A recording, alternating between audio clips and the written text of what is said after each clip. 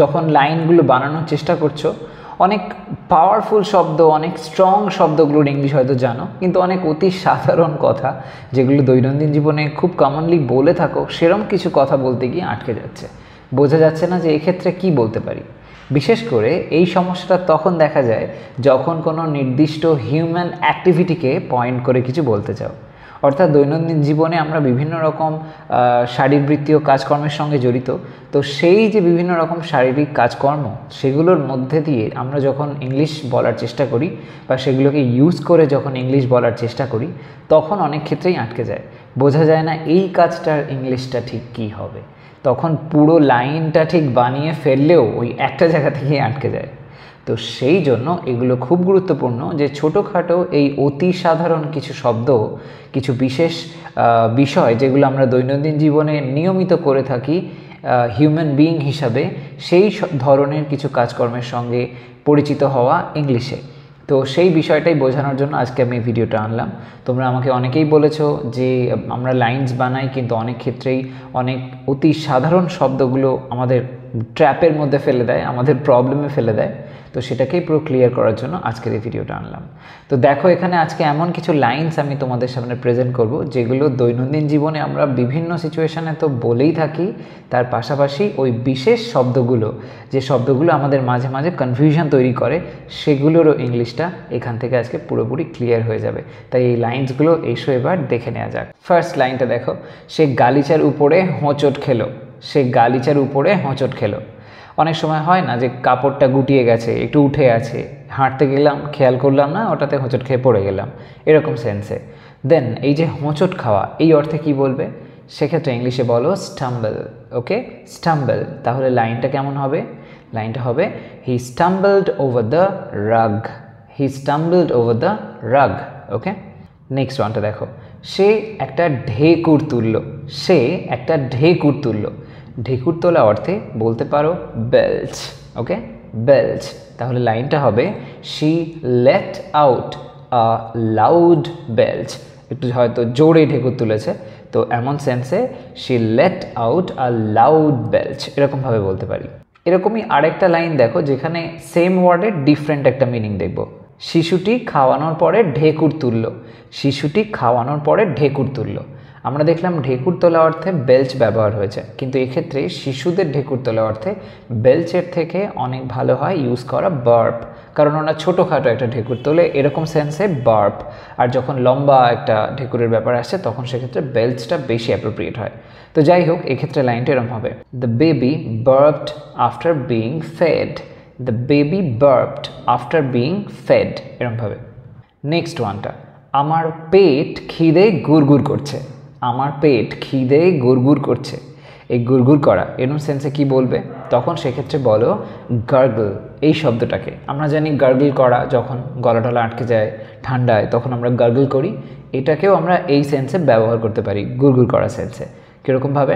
তখন লাইনটা এরকম হবে, my stomach is gargling with hunger.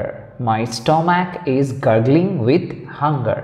এখানে গার্গলিংটা গুড়গুড় করা সেন্সটাকে বোঝাচ্ছে।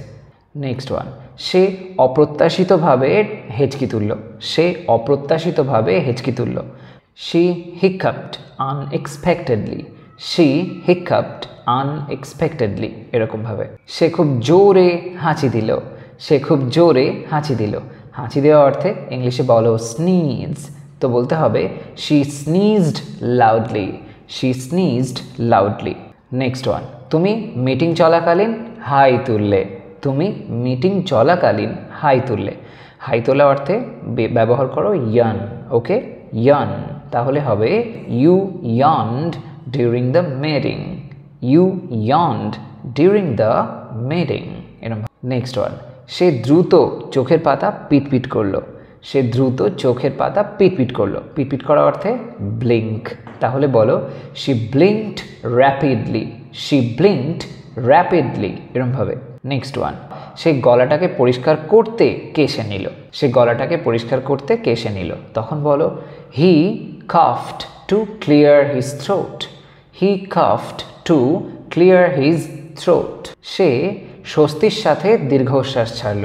সে স্বস্তির সাথে দীর্ঘশ্বাস ছাড়লো। এই দীর্ঘশ্বাস ছাড়া সেন্সে কি বলা যায়? এক্ষেত্রে বলতে পারো শাই। তাহলে লাইনটা হবে she shied with relief. she shied with relief. Next one, সে সারা রাত ধরে নাক ডাকলো। সে সারা রাত ধরে নাক ডাকলো। এই নাক ডাকা সেন্সে আমরা বলতে পারি snore. ওকে, snore। তাহলে হবে he snored all night. he snored all night. সে তার প্রিয় মিউজিকটা বা গানটা সে গুনগুন করলো। সে তার প্রিয় গানটা গুনগুন করলো। এই যে গুনগুন করা, গুঞ্জন করা, এমন সেন্সে ব্যবহার করতে পারো হাম। তাহলে লাইনটা হবে she hummed her favorite tune. she hummed her favorite tune. Tune বলতে পারো, মিউজিক বলতে পারো, সংও বলতে পারো। ওকে, নেক্সট ওয়ান, সে শীষ দেওয়া শুরু করলো। সে শীষ দেওয়া শুরু করলো। শীষ দেওয়া মানে খুব কমন ওয়ার্ড, তোমরা অলরেডি জানো, হুইসেল। হুইসেল। তাহলে বলতে হবে she started whistling. she started whistling. Next one, সে হতবাক হয়ে খাবি খেতে লাগলো। সে হতবাক হয়ে খাবি খেতে লাগলো। এই যে খাবি খাওয়া সেন্সটা, এর জন্য গ্যাস্প ব্যবহার করতে হবে। লাইনটা হবে she gasped in surprise. she gasped in surprise. এরকমভাবে সে ফিসফিস করে একটা গোপন কথা বলল। সে ফিসফিস করে একটা গোপন কথা বলল। she whispered a secret. whisper অর্থাৎ ফিসফিস করা, তাই জন্য she whispered a secret. সে যন্ত্রণায় কাতরাতে লাগলো। সে যন্ত্রণায় কাতরাতে লাগলো, বা সে যন্ত্রণায় কাতরালো, এরকমভাবে বললেই ভালো হয়। সে যন্ত্রণায় কাতরালো। তখন বলো she groaned in pain. she groaned in pain. কাতরানো সেন্সে, গোঙানো সেন্সে ইত্যাদি অর্থে আমরা গ্রোন শব্দটাকে ব্যবহার করতে পারি যখন এরকম যন্ত্রণাগত বিষয় বোঝানো হয়। সে কিছু একটা বিড়বিড় করে বলল। সে কিছু একটা বিড়বিড় করে বলল। বিড়বিড় করে বলা মানে মাম্বল করা। তাহলে she mumbled something. she mumbled something. Next one, সে জোকটা শুনে খিলখিল করে হাসলো। সে জোকটা শুনে খিলখিল করে হাসলো। এই শুনে সেন্সটা ইউজ না করলেও হবে, আমরা সিম্পলি বলতে পারি এই খিলখিল করা সেন্সটাকে ফলো করে, যার অর্থ হলো গিগল। তাহলে বলতে হবে he giggled at the joke. he giggled at the joke. এরকমভাবে। নেক্সট ওয়ান, সে সোডা খাওয়ার পরে ঢেকুর তুললো। সে সোডা খাওয়ার পরে ঢেকুর তুললো। এই ঢেকুর ব্যাপারটা আমরা অলরেডি আগে দেখেছি। যে কোনো একটা ইউজ করো, বেলচ বা বার্প। এখানে যদি ছোট ঢেকুর ওঠে, আমরা প্রধানত এটা দেখি, তো সেই সেন্সটা যদি ধরি তাহলে বার্প বলতে পারি। দেন বলতে পারি he burped after having soda. He burped after having soda. Next one, সে তার স্যুপটা চুমুক দিয়ে দিয়ে আওয়াজ করে খেলো। সে তার স্যুপটা চুমুক দিয়ে দিয়ে আওয়াজ করে খেলো। এই যে যখন কিছু চুমুক দিয়ে খাওয়া হয় আর সেটার সাথে সাথে আওয়াজও করা হয়, এই টাইপের সেন্সে আমরা বলতে পারি স্লার্প। ওকে, স্লার্প। তাহলে বলতে হবে হি স্লার্পড হিজ স্যুপ. হি স্লার্পড হিজ স্যুপ। নেক্সট ওয়ান, সে ঠান্ডা থেকে নাক টানলো। সে ঠান্ডা থেকে নাক টানলো। এই যে ঠান্ডা লাগলে আমরা যখন মাঝে মাঝে নাক টানি, তো এই যে সেন্সটা, এটার অর্থে বলতে পারো স্নিফেল। ওকে, স্নিফেল। তাহলে লাইনটা হবে he sniffled from a cold. He sniffled from a cold. এরকমভাবে। নেক্সট ওয়ান, খাবারের টুকরোতে তার শ্বাস আটকে গেল। খাবারের টুকরোতে তার শ্বাস আটকে গেল। He choked on a piece of food. He choked on a piece of food.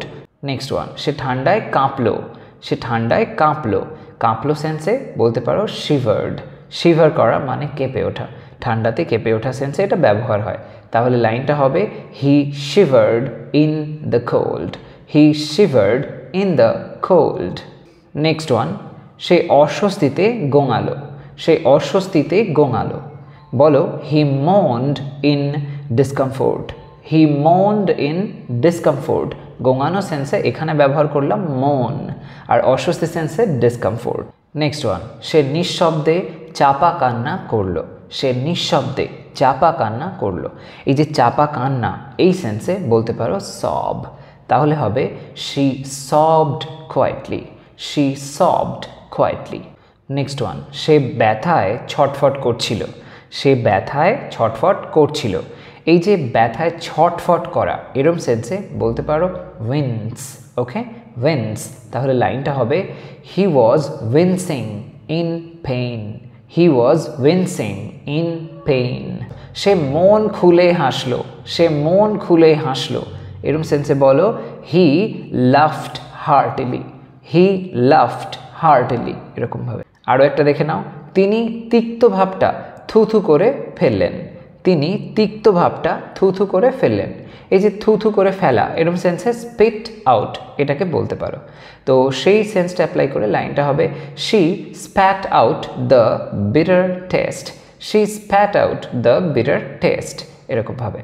তো এই সমস্ত যে লাইন্সগুলো আজকে আমি তোমাদের কাছে ডিসকাস করলাম, এখান থেকে যে শব্দগুলো আমি তোমাদেরকে বলে দিলাম, অবশ্যই সেগুলো দৈনন্দিন জীবনে ইউজ করবে।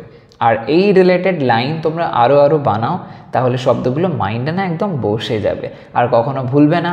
বিভিন্ন সিচুয়েশনে যখন এরম লাইন দেখবে আর কনফিউশনের কোনো জায়গাই থাকবে না, আর দেখবে পাশাপাশি ফ্লুয়েন্সিটাও খুব সুন্দরভাবে এসে যাচ্ছে।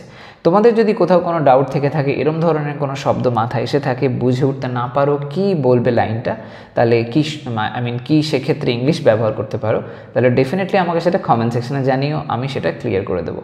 তো আজ তবে আসি, তোমরা সবাই ভালো থাকো, সুস্থ থাকো। নেক্সট ভিডিওতে আসবো আরও কিছু ইন্টারেস্টিং পয়েন্টস তোমাদের সামনে ডিসকাস করার জন্য। বাই।